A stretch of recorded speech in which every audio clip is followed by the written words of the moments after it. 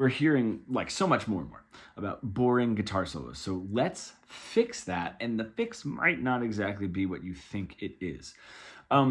When you're playing your guitar solos, if you are not saying anything, there's no reason for someone to be listening. Just like if you're talking, just babbling, right? It's going nowhere. There's no reason for someone to be listening. You want to know what you're saying. And the only way to do that is knowing the language you're speaking. And in this case, it's music. It's music theory, you know? As much as we sometimes hate that, otherwise you're just sort of guessing and throwing things out there and seeing what sticks. Let's just go through something really quickly. I have a blues backing track. I'm going to put this on mute because it's YouTube and it's going to give me an ad, of course, at first.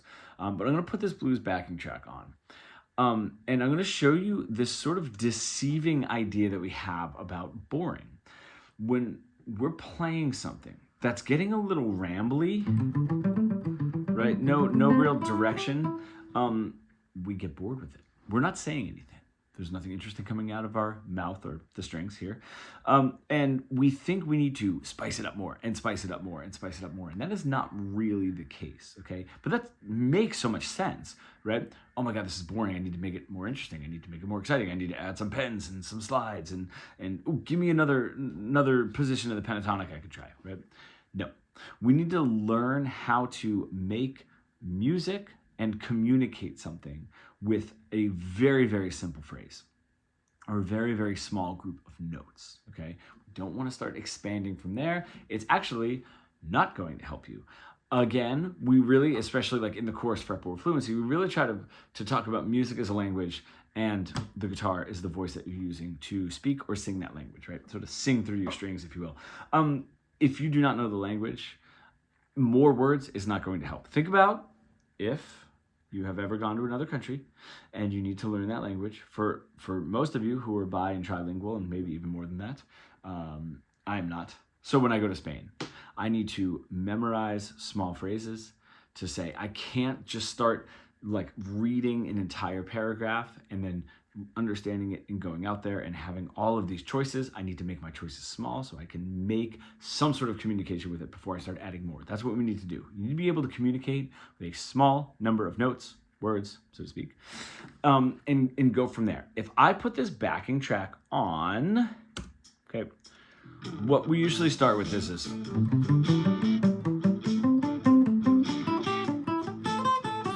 okay, maybe I'll play faster. That's exciting.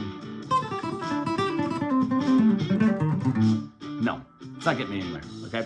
I'm not literally saying anything, okay? But if I slow down to what will seem like it's going to be boring, it will be vastly more interesting. Exciting? Maybe. I can make it exciting by the way that I'm playing it, but at least it will make sense. So take this simple thing.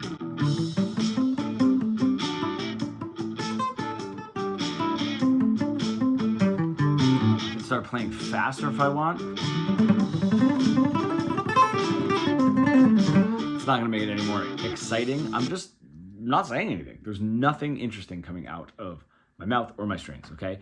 I'm gonna go in the direction that most guitarists, if they're in that position, do not wanna go in because they think that this is what's gonna make it boring, and that is repetition, a little bit of silence between phrases, right? And if I do that, it's gonna be vastly more interesting.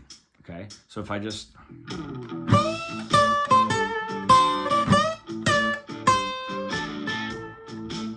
right, and then here's my space. A nice phrase, same thing.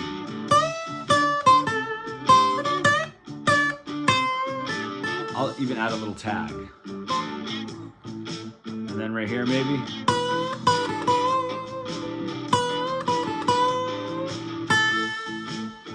Okay.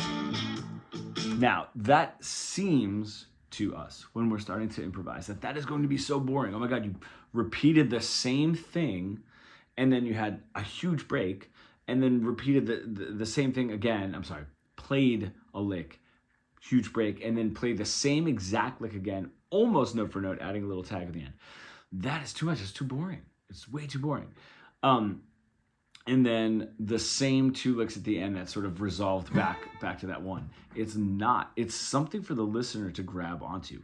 I think if you were to start a blues solo that way, now would be a really cool time to get a little bit more momentum, right? That's a great place to start momentum. But that is such a better guitar solo than even if I'm going to be able to play this, right? Even like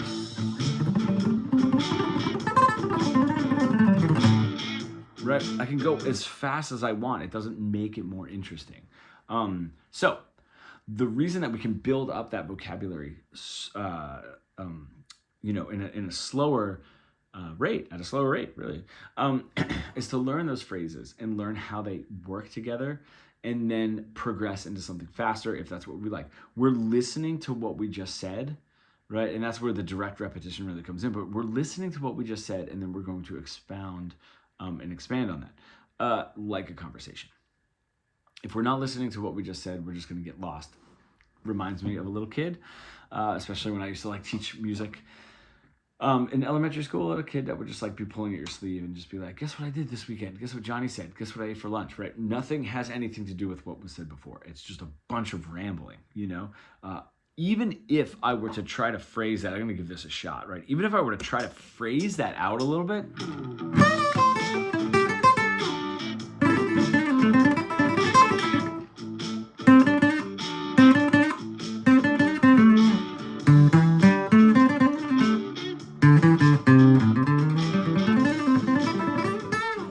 Okay, that's a whole lot of nothing. You know what I mean? I can still play a little bit faster and give a lot of variation while listening and continuing the conversation. That was just a jumbled nonsense.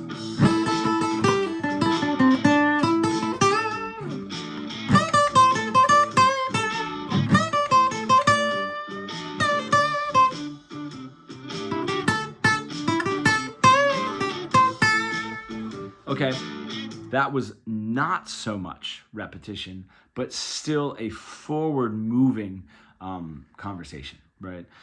That's where we want to go. I mean, especially in the chorus, that's what we're really trying to get to. Whether it's this major scale, like moving through modal augmentation, whatever it is, chord progressions, chord substitutions, we want to be able to speak that language and get our ideas out. I want you to try that. Okay, and I always sort of say like play in direct repetition. Okay, if you can do it quickly, right?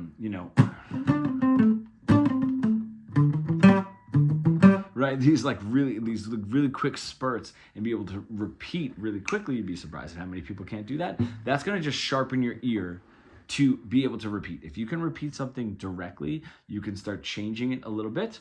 A great exercise after you've played a lick, repeat. Played a different lick, repeat, okay? Is changing the lick a little bit.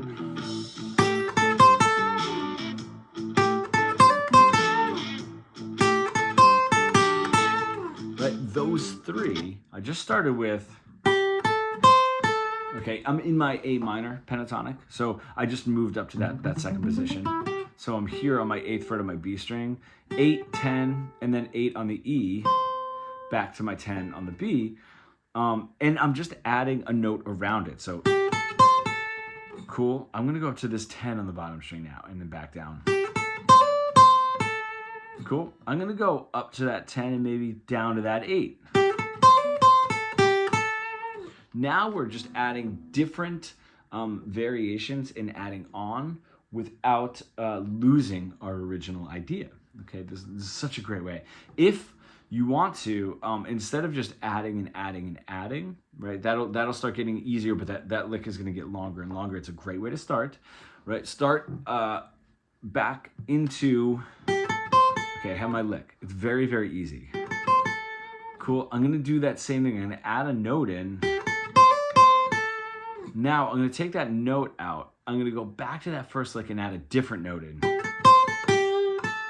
Okay. Now I'm going to add another one. Okay, and adding a little lead in. That's sort of adding and subtracting, but you're never losing right? As long as you're never losing that, you always have something to anchor onto. When we are listening to our favorite songs, we'll have an absolute, this is what the chorus of a song is, and that hook is we have something that can repeat exactly, repeat and then repeat and then repeat. The only thing is the words are changing. Okay, so when we're doing direct repetition, there is no change because the words don't change. So what we need to do is add our own little changes as we would like to communicate these ideas, and get out of rambling. Rambling or boring guitar solo is simply you don't know what you're saying, so the listener doesn't know what you're saying either. Right? And that's what's going to make it really boring. When we're talking, especially like on into the course, and I've done a bunch of videos with this, as you're developing these phrases, right, and getting used to these phrases, right? If you did, I'm gonna lift my guitar up so you can see it. Right? Really easy changes. Cool. Got it. Okay, so you're adding a little bit, but you're sticking with the same lick. You can start really getting into what the notes of the pentatonic mean. Gone over this before, but I'm going to do it again here because this can be part of this exercise. So I have my root notes, my A, so my fifth fret on my E string, then where your third finger is going to end up in that position of the pentatonic, but the seventh fret in this case of my D string, and then fifth fret of that E there on the bottom. Those are my home bases. So every time I end a phrase, we're going to sound a little bit more at home, right? It's like ending a story, okay? Or ending a little paragraph in a story, and then you're going to continue another one. How you can build up that ending a little bit is something I call close, but not too close. Every single one of those notes, this note has a note next to it on either side. Now, just so we don't break that position, we're going to keep this just for this A, for this fifth fret of my E string. We're just going to go this way to the eighth fret. Okay, that's close to the 5 to my home bass, but not close enough. And that gives us a little wanting. That means you can end a phrase on that note, and it gives us a little wanting for the resolution. Okay, that's what we're doing when we get our A's on our home bass, our resolution. Whoop. So when I go up to this home bass note, this root note, where my third finger lies on my D string, there's a note before it in the scale, the fifth fret, and a note after it, the fifth fret and the G string. Both of those are close but not close enough. So when you're doing your phrases, cool, pretty similar phrases. One ended on a close but not close enough. If you guys want to write that out or like tab that out where those notes are, or and then a pretty similar phrase, but now I'm resolving it. Okay, I'm telling a story. I'm building up a little tension and then resolving it. And then same with here, right? I have my resolve, the fifth fret of that high E string. I have the eighth fret of that same string, or the eighth fret of the B string, the note before. Either one of those are close but not close enough. Right, that first phrase. The second phrase still goes along with it because I started it the same, and then just end it with that resolution, okay? It's a great way to start mixing that into your phrases where you're repeating, kind of repeating, not really repeating everything, making changes but not completely rambling, all right? All of these are going to help you. You want to know what you're saying. If you do not, you're just rambling, and that is what makes a boring guitar solo. Now, when we're talking about this as a language, all right, the guitar as the voice, knowing what you're saying is what's going to get you to have your own signature sound, right? Your own signature voice. So if you want to, like, right, give that kind of attitude. Maybe you're a little bit more kind of a player. Whatever it is, but you have to know what you're saying to be able to say it with confidence, conviction, and the way that you want to say it. So learning that is so crucial. For some of you players that want to be faster, and maybe get into shred at some point, right? Just getting really quick. This is what I want you to think about.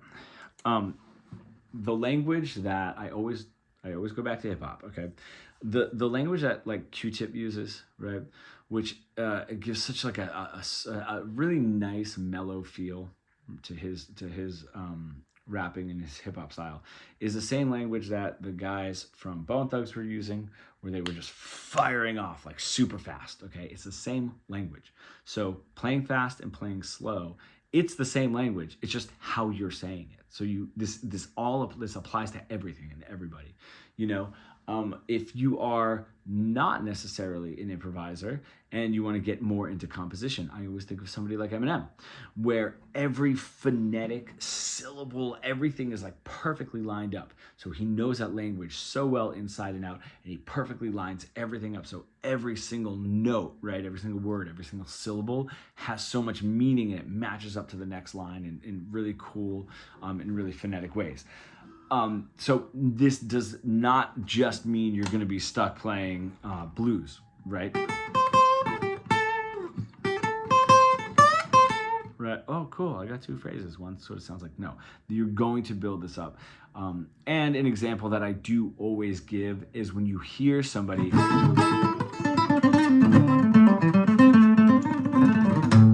when they play something like that, they are playing a bunch of little phrases strung together. They're not just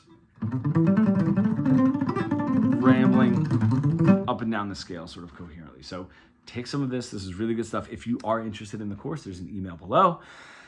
Of course, you can reach out to me and I'll let you know how to do that. But this is such a great starting point because we are going the wrong direction when we want to make our solos more interesting, right? We think that we have to do more, and it's actually in a way of doing or playing less.